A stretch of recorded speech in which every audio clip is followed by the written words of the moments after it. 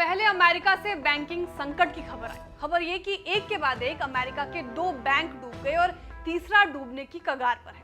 इसके बाद स्विट्जरलैंड से खबर आई कि वहां के क्रेडिट स्विस नाम के एक बैंक पर भी दिवालिया होने का खतरा मंडरा रहा है। लेकिन उससे पहले ही स्विट्जरलैंड के सबसे बड़े बैंक यूबीएस ने क्रेडिट स्विस बैंक को खरीदने के लिए बड़ी डील कर ली है। क्या है ये पूरी खबर, हम आपको इस रिपोर्ट में बताने जा रहे हैं। हेलो एंड वेलकम, मैं हूं श्रेया ठाकुर और आप देख रहे हैं विस्तार।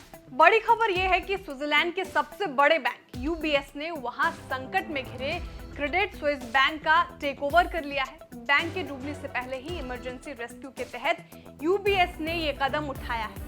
यूबीएस ने क्रेडिट स्विस को करीब $3.2 बिलियन में खरीदा। इस डील के बाद अब क्रेडिट स्विस के 22.48 शेयरों के बदले यूबीएस का 1 शेयर मिलेगा।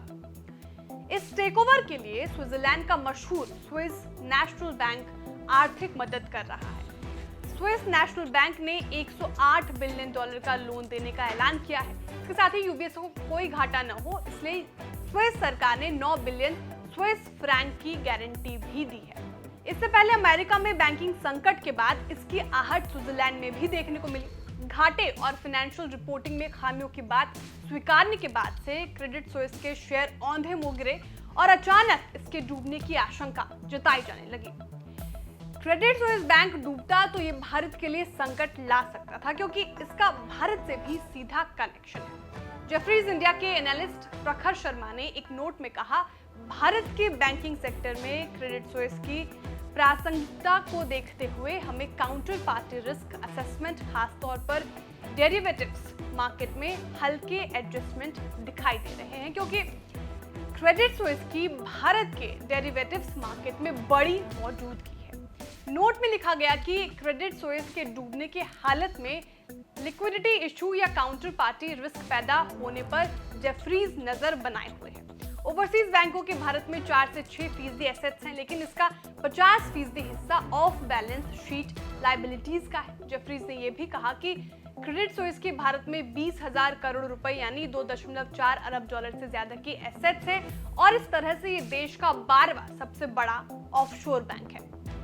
जेफरीज ने अपनी रिपोर्ट में कहा है कि क्रेडिट स्विस की भारत में उधारी इसकी कुल लायबिलिटीज का 73% है और इसमें भी 96% उधारियों के टेन्योर 2 महीने जितने कम वक्त के हैं। क्रेडिट स्विस का भारत में डिपॉजिट बेस 2,800 करोड़ रुपए का है और ये इसकी कुल लायबिलिटीज का 20% बैठता है।